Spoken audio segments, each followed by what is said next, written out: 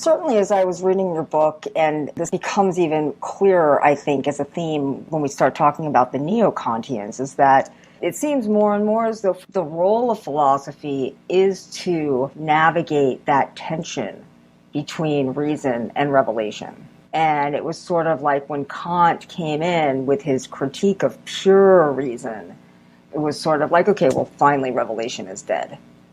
And Schlegel seems to see the fallacy of that. And in terms of, how I'm sort of trying to interpret his idea of humanity having fallen, it's very interesting because as you go through the history of philosophy, because Socrates, he was like this giant mystic.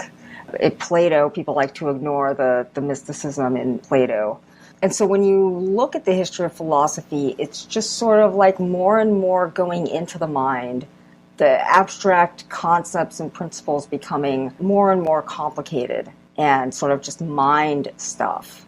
But when you look at these Eastern, more ancient, sort of closer to the source, or what Schlegel would have thought was closer to the pure state of God, all of those practices are about emptying the mind.